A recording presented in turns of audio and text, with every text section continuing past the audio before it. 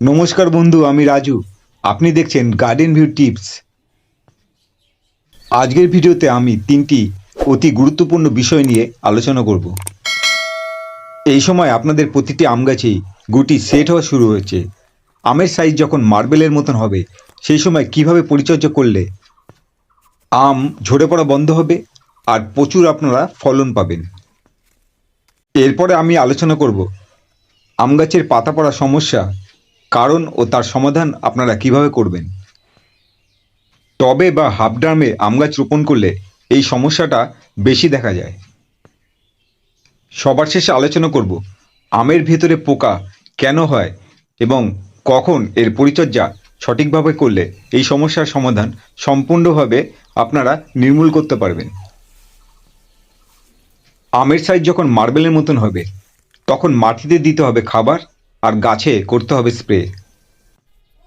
1 বছরের পুরনো গোবর সার যদি না থাকে, তাহলে ব্যবহার করবেন ভার্মি কম্পোস্ট।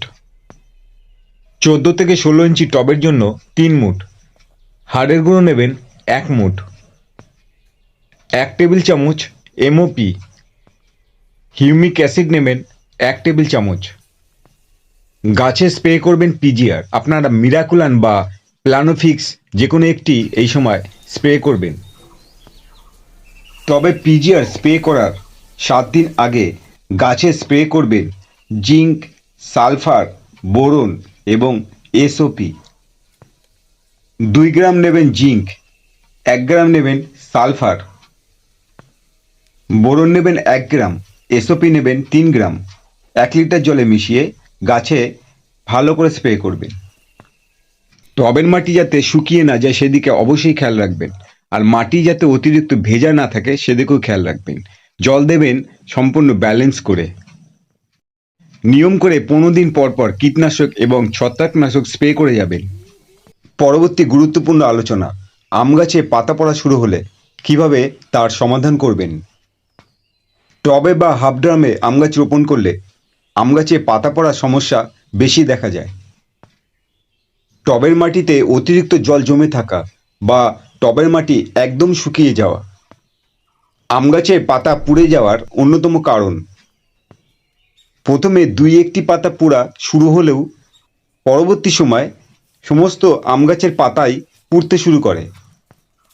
যদি আপনি সময় মতো ব্যবস্থা না নেন, তাহলে আপনার আম গাছটি মারাও যেতে পারে। এরকম সমস্যা যদি আপনার হয়, তাহলে আপনি যেটা করবেন, ট্রাইকোডার্মা ভিরিডি 1 টেবিল চামচ, এর সাথে মিশিয়ে নেবেন হিউমিক অ্যাসিড। টবের মাটিতে ভালো করে মিশিয়ে দেবেন। 5 দিন পর ব্লাইটক্স বা সাব ফাঙ্গিসাইড জলের সাথে মিশিয়ে টবের মাটিতে দেবেন।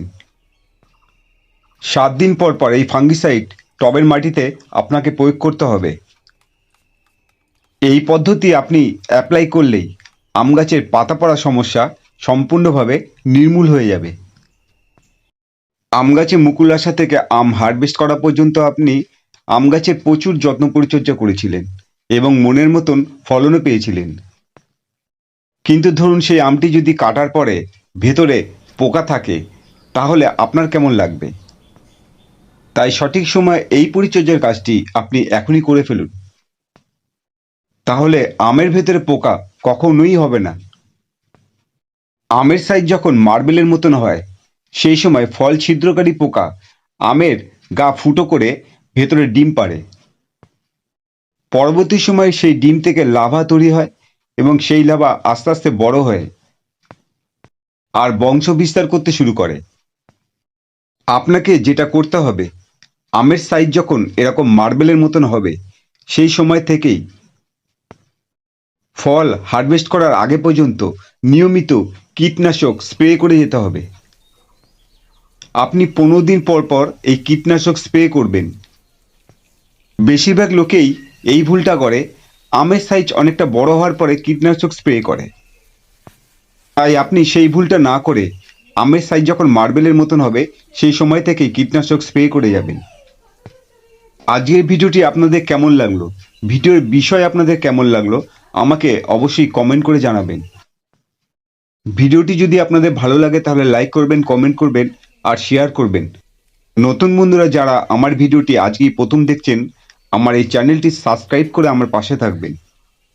আজকের মতন ভিডিওটি আমি এখানেই শেষ করলাম। আপনারা সবাই ভালো থাকবেন।